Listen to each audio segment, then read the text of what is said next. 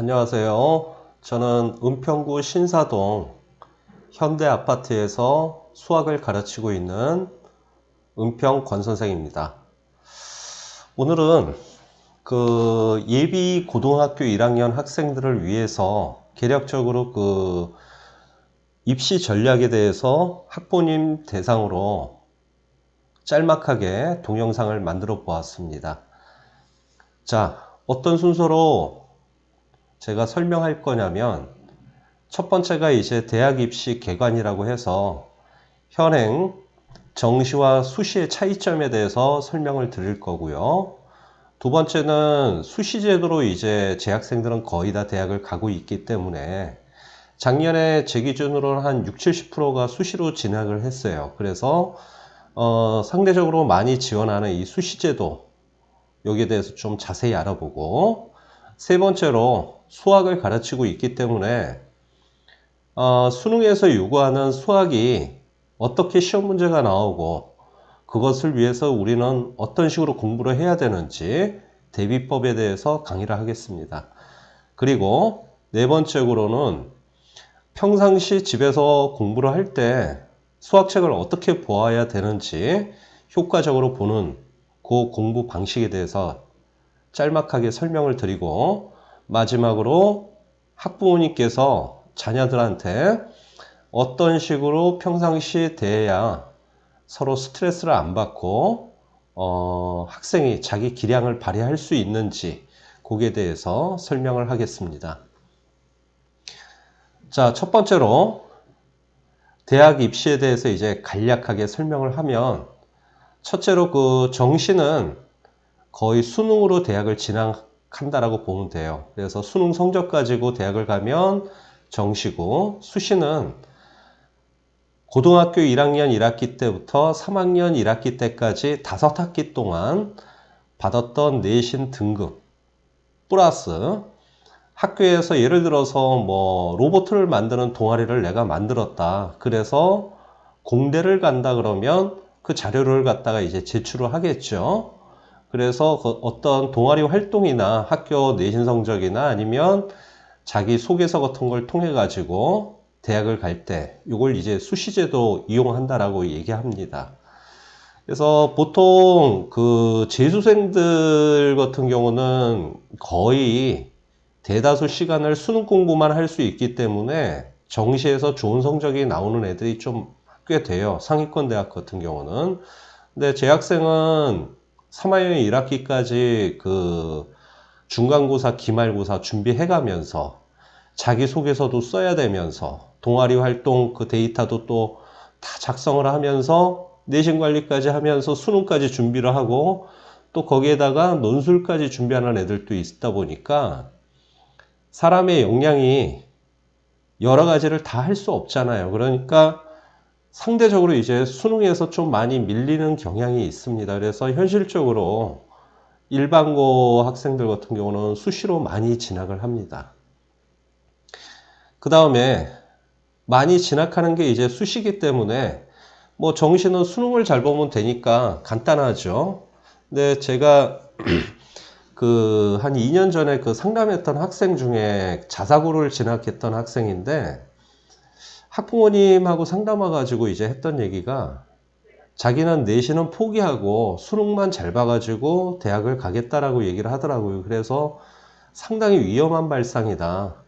왜냐하면 내신 시험조차도 꼼꼼하게 관리를 못하는 애가 3년 뒤에 어떻게 수능을 잘 볼 수 있냐. 뭐 수능 문제집 사다가 기출문제집 사다가 딸딸 외운다고 하더라도 100% 똑같게 나오는 문제도 아닌데 그런 식으로 공부해서도 될 일이 아니고 좀 잘 생각해 보라고 이제 돌려보냈던 기억이 나는데, 반드시 학교 내신 성적 이거 관리 잘 하셔야 됩니다. 이거 관리를 잘 해놓으면 여러 지원할 때 의외로 도움이 되게 많이 돼요. 그리고 내가 그날 컨디션에 따라서 또 수능을 못 볼 수도 있다고 하더라도 수시 제도로 대학을 또 진학할 수 있는데 요긴하게 사용할 수 있으니까 일단 내신 성적 관리는 잘 하셔야 됩니다. 자, 그 다음에 수시제도에 대해서 이제 본격적으로 얘기를 하면 첫 번째 그 지원 서류가 이제 학교 내신 성적으로 이제 대학을 간다 그랬죠. 그래서 아까 얘기했다시피 고1 1학년 1학기, 1학년 2학기, 고등학교 2학년 때도 2학기 있죠. 그래서 총 4학기에다가 고3 때 한 학기 추가해서 재학생들은 5학기를 성적을 제출을 해요. 그런데 대학마다 1, 2, 3학년 올라갈수록 이 차지하는 비중이 고3 때 성적을 많이 반영하는 대학도 있기 때문에 전반적으로 성적이 고1 때 못 받았다고 해서 쉽게 포기하시면 안 돼요. 왜냐하면 비중을 고3, 고2, 고3으로 올라갈수록 더 많은 비중을 두는 학교들이 있기 때문에 끝까지 최선을 다하시기 바랍니다. 그 다음에 대학별로는 수능 최저 등급까지 반영하는 학교가 있어요. 수시에서도. 그래서 명문대일수록 이제 보통 우리는 뭐 국어, 영어, 수학, 사회 또는 뭐 과학 다 합쳐서 몇 등급 안에 들어야 붙여준다 라는 어떤 자체 기준이 있습니다. 그런데 이제 보통 그 지방에서 1등급 받는 학생들이 수능 성적 평균이 한 3등급 정도 된다고 하더라고요. 입시 그 기관에서 발표한 거 보면. 그래서 지역마다 편차가 상당히 심합니다. 그러니까 어떤 학교는 내신이 뭐 한 2, 3등급 나오는데 수능이 1, 2등급 나오는 학교도 있고 또 어떤 학교 애들은 전교 1등인데도 막 2등급을 하나도 못 받는 애들도 있고 그래요. 그래서 명문대일수록 이 최저 등급 이거가 관건이 많이 되고 있습니다. 수능 최저 등급. 그 다음에 상위 11개 대학이라고 하면 보통 스카이 대학하고 서강대, 성대, 한양대, 중앙대, 경희대, 외국어대학교, 뭐 시립대 이 정도 대학인데 이 정도만 진학을 해도 상당히 공부 잘하는 학생이에요. 사실 뭐 전교권 학생이라고 얘기해도 과언이 아닌데 이 정도 학교를 내신 성적으로 진학하려면 전교 1, 2등 정도 하셔야 됩니다. 특히 그 지방에서 올라오는 학생들 중에는 퍼펙트하게 1.0등급, 완벽하게 1등급 받는 애들도 있고 그래가지고 그래서 보통 내가 뭐 전교에서 한 10등이다. 근데 내신 평점이 한 1.7등급이다. 근데 알고 봤더니 고3 때 그 수시원서 지원했더니 나보다 잘하는 애들이 왜 이렇게 많지? 이런 얘기가 꽤 많이 나와요. 전국 각지에서 몰리기 때문에. 그래서 자기네 학교 전교 등수만 믿어서는 안 됩니다. 특히 일반고 학생들 같은 경우는. 그 다음에 두 번째로 이제 그 학생부 종합전형이라고 했는데 이거는 이 속에는 이제 논술로 시험 보는 학교도 포함이 되고 있어요. 그래서 뭐 논술 시험을 보면 대학을 역전시킬 수 있습니다. 그러니까 예를 들어서 내가 원하는 대학교에 한 단계나 두 단계까지 올릴 수 있는, 그러니까 야구로 치면 홈런성이죠. 홈런. 홈런 한 방으로 득점을 올릴 수 있는 게 논술제도예요. 그런데 이게 경쟁률이 상당합니다. 보통 한 30대 1 정도 되고요. 그 다음에 교내 경시대회나 동아리 활동 등 여러 가지 어떤 특정 분야에서 전문성을 발휘해가지고 나는 특정 학과를 가야겠다 그러면 이 방법을 취하는 것도 상당히 좋습니다. 그래서 요 방법을 취할 때 어떤 뭐 상을 받았다든지 할 때 그 학생부의 기록을 반드시 하셔야 돼요. 객관적인 자료가 증빙이 되어야만 대학교에서 그 제출을 하더라도 인정이 됩니다. 그 다음에 자, 대학을 지원할 때 전략에 대해서 간단하게 말씀드리면 최상위 전교 최상위권 학생 같은 경우는 수시에서 보통 6번 지원하죠. 6번 중에서 거의 뭐 한 두세 번, 절반 가까이는 논술로 이제 지원을 해도 무방한데, 그보다 성적이 좀 떨어지는 학생들 같은 경우는 2번을 좀 넘기면 위험할 수도 있어요.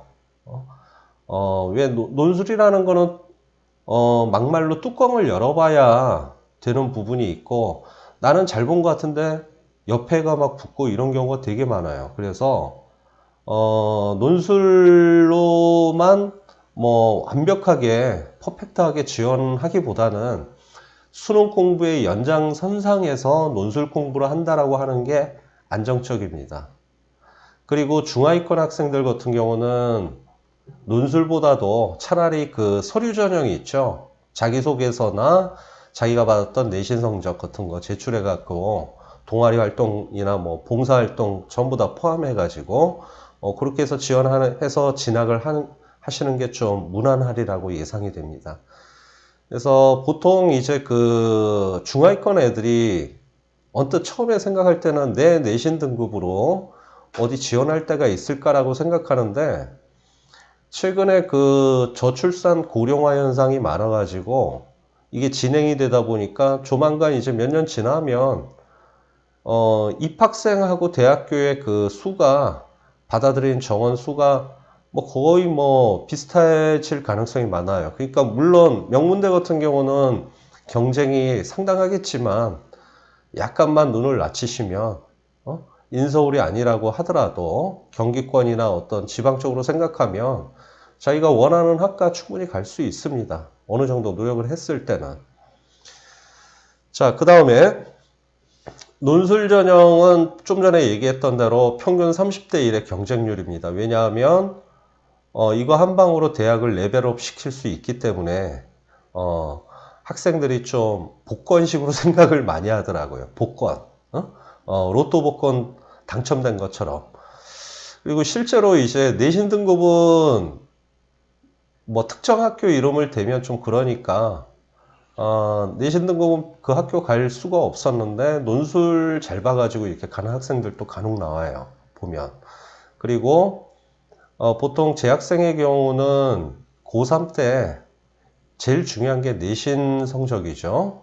이건 빼도 박도 못합니다. 한번 이거 내신 성적 받아 놓으면 내가 뭐 뒤집을 수가 없죠. 다 기록이 남아 있으니까. 그래서 일단 내신에 우선순위를 두시고 추가로 수능의 연장선상에서 논술을 생각을 하셔야 됩니다.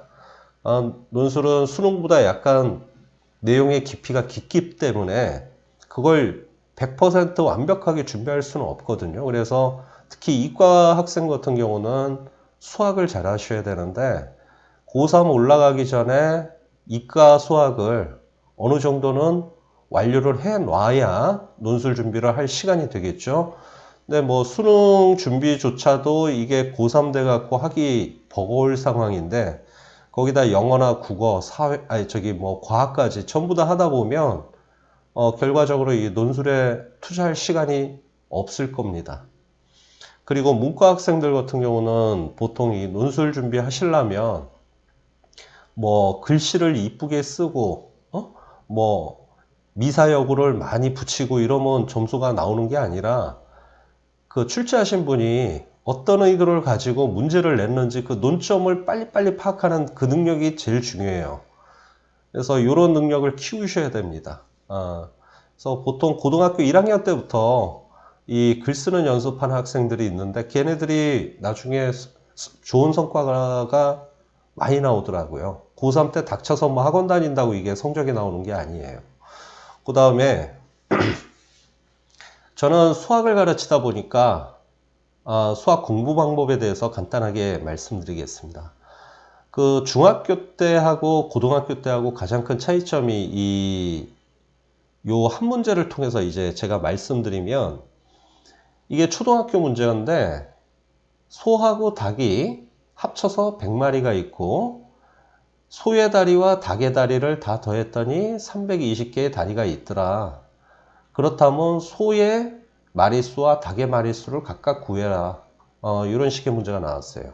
그러면 첫 번째 풀이는 선행학습을 해서 중학교 2학년 과정을 공부하는 학생이 이제 풀었다고 가정했을 때 소의 마리수와 닭의 마리수를 각각 X하고 Y라고 놓고 100마리가 있으니까 더해서 100이다. 그 다음에 소는 다리가 4개니까 4X, 닭은 다리가 2개니까 2Y 해서 이거 더하면 320개의 다리가 나오더라 해서 연립방 정식으로 이제 푸는 학생이 있다고 치고, 두 번째로는 중학교 과정을 선행을 안 한 초등학생 중에 자기 머리를 굴려서 푼 학생이에요. 그러니까 얘는 연립방정식을 세워갖고 푸는 방법을 모르니까 통박을 굴린 거죠. 전문용어로 통박. 통박이 뭡니까? 추측을 해갖고 푼 거예요, 그냥. 그래서 가정을 하기를 소가 50마리 있고 닭이 50마리 있다. 그래서 소는 다리가 4개니까 50에다 4를 곱해서 다리가 200개고 닭은 다리가 2개니까 100개가 된다.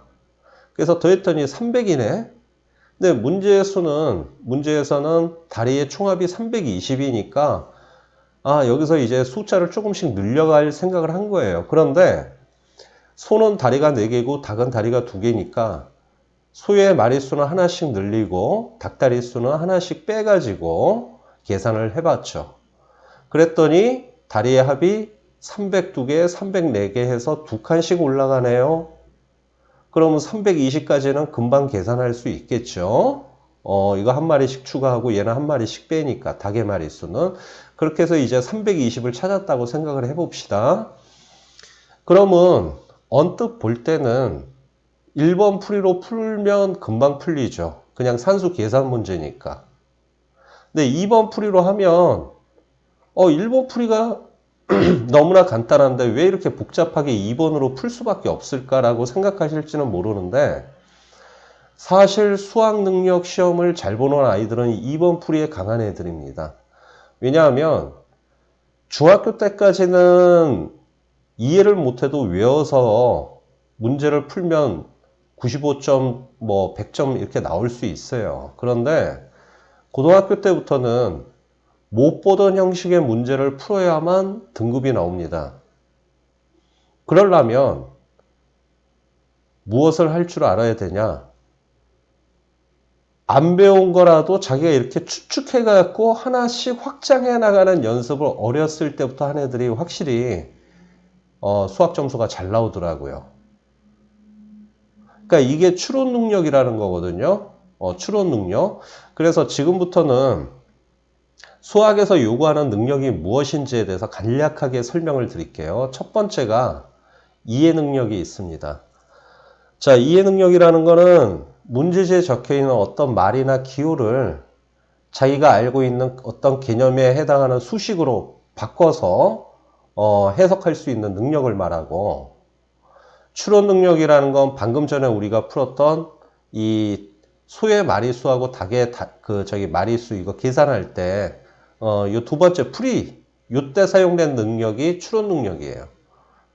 그 다음에 세 번째 문제 해결력이라는 거는 문제는 하나인데 알고 봤더니 몇 년 전에 내가 배웠던 그 개념까지 알아야만 현재 이 한 문제를 풀 수 있다.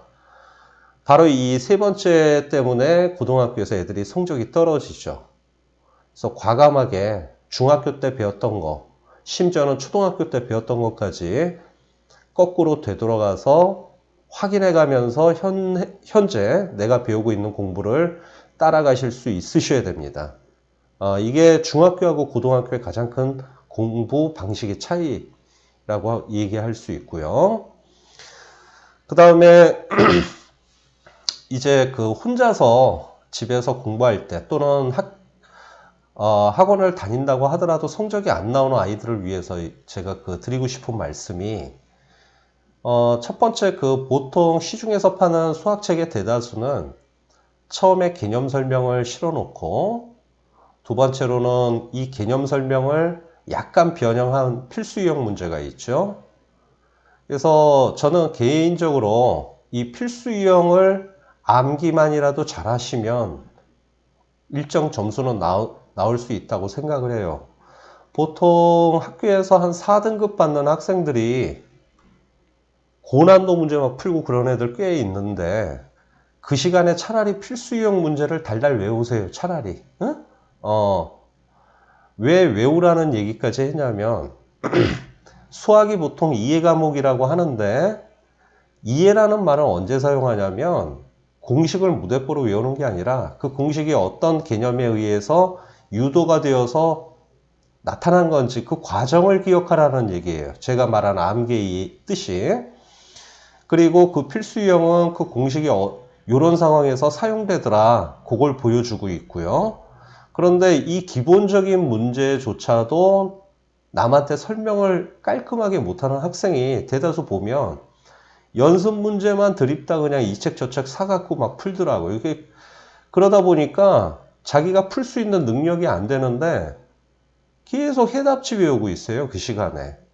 문제는 많이 풀었는데 나중에 학교 점수가 안 나와. 거의 다 보면. 그래서 시간 대비 시간 대비 좋은 성적이 안 나온다면 차라리 필수형 문제를 시험 범위에 해당하는 걸 딸딸 암기할 정도로 완벽하게 설명할 수 있을 정도로 하신 다음에 그 다음에 연습 문제 이제 하더라도 전혀 늦지 않습니다. 진짜예요, 이거는. 이게 자기가 보통 한 3, 4등급 나온다 그러면 좀 헛바람이 들 가능성이 많거든요. 그러니까 자기 능력을 모르고 어려운 문제를 풀어야 고득점이 나온다라고 생각하는데 그거 천만의 말씀입니다. 오히려 안다라고 생각하는 게 짧은 시간에 술술 풀리는지 그 확인 연습을 반드시 하시라. 그걸 당부드리고 싶습니다. 그리고 수학책 보면 굵은 글자로 어떤 용어 정의하는 그 얘기가 나오죠. 그러니까 뭐 예를 들어서 서로소다 그러면 약수가 1밖에 없는 두 수.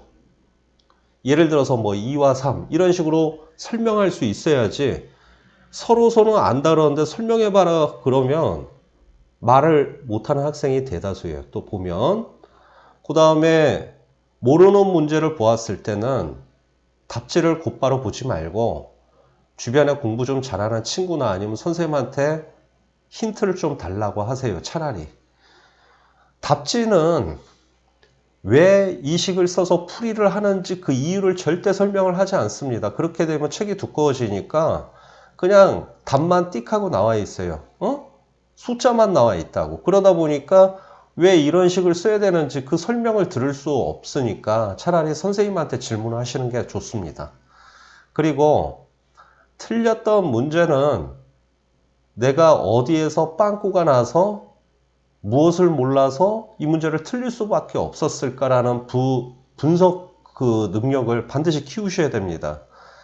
내가 사실은 이걸 몰라갖고 이 문제를 틀렸는데 그 원인을 따지지 않고 그냥 선생님 설명만 멍하게 칠판에 쓰는 거 쳐다보다가 저렇게 풀면 되는구나 이렇게 공부를 하시는 분들의 특징이 학원을 바꿔가면서 어느 학원 다녀도 성적 안 오른다 그러면 거의 대다수 원인이 여기에 있어요.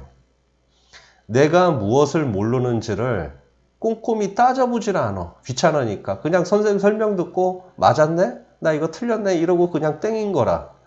그러니까 선생을 바꾸고 학원을 바꿔도 성적이 안 나와. 그래서 반드시 내가 틀렸던 원인만 잘 분석을 해도 성적은 반드시 올라갑니다.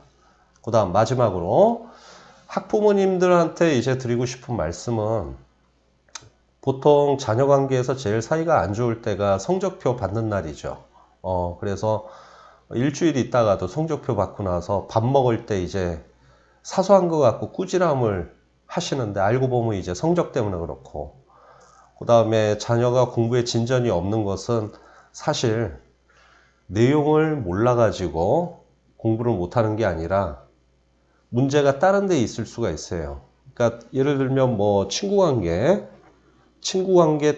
틀어져 가지고 거기에서 내가 정서가 안정이 안 돼서 자꾸 그 안 좋았던 생각이 떠올란다든지 그러면 이제 뭐 집중력이 떨어지면서 책을 봐도 글자가 머릿속에 안 들어가겠죠. 그래서 정확한 그 원인을 분석을 하셔야 됩니다. 그러려면 자녀하고 부모님하고 이제 정서적으로 공감대가 형성이 되어야 이제 뭐 그런 비밀스러운 얘기도 할 수 있는데 무조건 애가 어떤 상황이 되는지도 모르면서 성적표만 가지고 자녀를 추궁한다 그러면 더 깊은 대화의 단절로 진행이 될 것이고 나중에는 뭐 가출하는 애들도 봤어요. 그래서 상당히 위험합니다.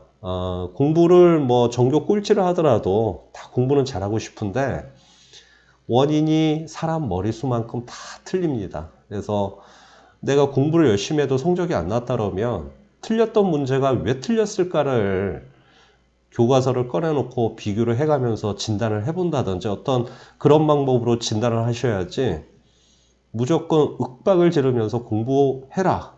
이런 식으로 되면 나중에 이제 그 자녀 입장에서는 초등학교 때부터 했던 얘기를 또 하시네 그러면서 한 귀로 듣고 한 귀로 흘리면서 부모님 볼 때는 잠깐 책상을 마주보고 공부하는 척 하다가 나중에는 문을 걸어 잠그고 게임을 한다든지 친구를 독서실을 끊었다고 하면서 친구를 만난다든지 뭐 등등 여러 가지 이제 발생할 수 있으니까 제일 중요한 거는 유대 관계인 것 같아요. 자녀하고 소통이 잘 되는 학생 같은 경우는 거의 다 성적이 나옵니다. 시간이 갈수록.